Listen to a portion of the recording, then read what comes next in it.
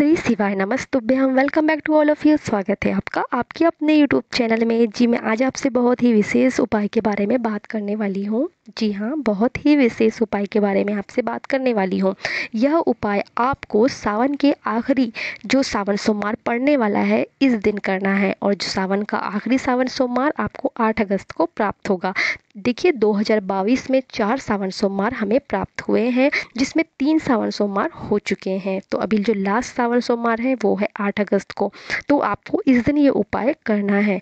By chance आपसे इस दिन यह उपाय ना हो पाए तो आपको फिर यह उपाय 12 अगस्त को करना है, जिस दिन सावन सोमवार समाप्त होने वाला है। तो ये दोनों ही दिन में आप यह उपाय कर सकते हैं। बेस्ट रहेगा कि सावन सोमवार में आप यह उपाय कर ले या घर के किसी सदस्य से करवा ले, ठीक है। और ना हो पाए तो फिर आप 12 अगस्त को कर ले, कोई संकोच की बात नहीं। तो यह उपाय क्या है? तो देखिए, आपने अभी तक सावन सोमवार और सावन जो अभी चल रहा है पूरा, तो आपने भोले बाबा पे कुछ अर्पित किया हो या ना किया हो, पर जल आप अवश्य अर्पित करते हैं, ठीक है। तो जल अर्पित करने से भोले बाबा प्रसन्न हो जाते हैं। तो हमें अभी क्या करना है, 1 लोटा जल घर से जो आप लेके जाते हो, कुछ लोग 2 लोटा जल लेके जाते हैं कावड़ के भाव से। तो देखिए, आप या तो 1 लोटा जल लेके जाते हो या 2 लोटा जल लेके जाते हो, आपको यह उपाय इस जल के माध्यम से ही करना है। तो क्या करना है आपको, 1 लोटा जल आप जो लेके जाते हो घर से, उस जल में इत्र की कुछ बूंदें आपको मिलानी है, ठीक है। इत्र इत्र गुलाब का हो या चंदन का हो या फिर मोगरा का आता है इत्र, आप मार्केट से ले लीजिए। तो उसकी कुछ बूंदें आपको जल में मिलानी है। इतनी मिलानी है कि जल से जैसे उसकी सुगंध आए इत्र की, इतना आपको जल में मिलाना है। अब जैसे किसी के पास में इत्र ना अवेलेबल हो, जैसे कुछ लोगों ने बहुत ट्राई किया, ठीक है, ये है उस कंडीशन के लिए है। जब आपने बहुत ट्राई किया, आपको इत्र नहीं मिला, तो फिर आप क्या करेंगे, गुलाब की कुछ पंखुड़ियाँ जल में आपको मिलानी है, उसको जल में डाल लेना है। आपने ये कर लिया तो देखिए बेस्ट रहेगा इत्र। और इत्र ना मिल पाए तो फिर आप गुलाब की पंखुड़ियाँ मिला लीजिए, बट ट्राई करें कि इत्र मिल जाए। आपने इत्र को जल में मिला लिया, अब आपको जाना है शिवालय। इसके अलावा भी आप अन्य कुछ सामग्रियाँ जो है लेके जाते होंगे। जैसे कोई व्रत रहता है सावन सोमवार का, तो वो पूरी थाली में सामान लेके जाते हैं। कुछ लोग और भी हैं जो व्रत नहीं रहते, बट फिर भी वो कुछ सामग्री जैसे बेलपत्र, पुष्प, दूध, ये सब लेके जाते हैं। तो इन्हीं के साथ में आप उस जल के पात्र को भी लेके जाएंगे जिसमें इत्र मिला हुआ होगा, ठीक है। आपने मंदिर गए, शिवालय गए, बाबा भोले बाबा को जब आप जल अर्पित करेंगे, तो आपको जल अर्पित करते हुए, उस इत्र वाले जल को अर्पित करते हुए, आपको आपकी जो विशेष कामना है, जो कामना आप अपने पूरी करवाना चाहते हैं भोले बाबा से, तो उस कामना को कहना है। कामना कहते कहते आपको उस जल को अर्पित करना है। जल की जो धार है वो बिल्कुल पतली होनी चाहिए, एकदम से आपको पूरा जल नहीं डालना है। पतली धार के साथ में आप धीरे धीरे जल को अर्पित कीजिए। जल अर्पित करते समय आपको आपकी कामना कहनी है और त्र्यंबकेश्वर बाबा का स्मरण करना है, ठीक है। मैं एक बार फिर से कह देती हूँ, त्र्यंबकेश्वर महादेव का आपको स्मरण करना है। फिर आपने कामना की, आपने त्र्यंबकेश्वर महादेव का, उनके बाबा का स्मरण किया। इसके पश्चात आपको क्या करना है, महामृत्युंजय मंत्र, जी हाँ, महामृत्युंजय मंत्र का आपको जाप करना है।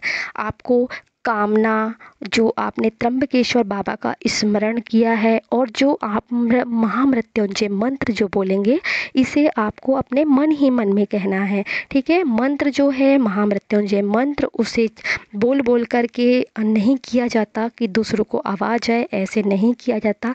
यह जाप हमेशा मन ही मन में किया जाता है। तो आप जल अर्पित करेंगे इत्र वाला, आपको आपकी कामना कहनी है, त्र्यंबकेश्वर महादेव का स्मरण करना है। उसके पश्चात आपने स्मरण कर लिया, अब आप उस जल को डालते डालते ही, मतलब अर्पित करते हुए ही, महामृत्युंजय मंत्र का जाप करेंगे और जल अर्पित करते रहेंगे। अब आपको महामृत्युंजय मंत्र अगर क्लियरली याद नहीं है, देखिए मंत्र का अगर आप गलत उच्चारण करेंगे, गलत बोलेंगे, तो उसका कोई लाभ प्राप्त नहीं होता। इसीलिए अगर आपसे महामृत्युंजय मंत्र नहीं बोला जाता स्पष्ट, तो फिर आप उस कंडीशन में बाबा का ओम नमः शिवाय मंत्र, नमः शिवाय मंत्र या फिर श्री शिवाय नमस्तुभ्यम, यह मंत्र का आप जाप कर सकते हैं। कि जब आप जल अर्पित करते हैं तो आपको आपकी कामना कहनी है। कामना कहते कहते आपको त्र्यंबकेश्वर बाबा का स्मरण करना है। स्मरण करने के पश्चात आपको मंत्रों का जाप करना है। महामृत्युंजय मंत्र बोलिए, वो अगर स्पष्ट नहीं बोल पाते हैं तो गलत उच्चारण ना करिए। इसके अलावा आप या तो ओम नमः शिवाय या फिर श्री शिवाय नमस्तुभ्यम मंत्रों का जाप करिए। जाप करते करते पूरा जल आपको शिवलिंग में अर्पित करनी है। उसके पश्चात बाबा से हाथ जोड़ करके वहाँ बैठ जाना है। कुछ देर के लिए आपको मंत्रों का जाप करना चाहिए, अपनी कामना कहनी चाहिए।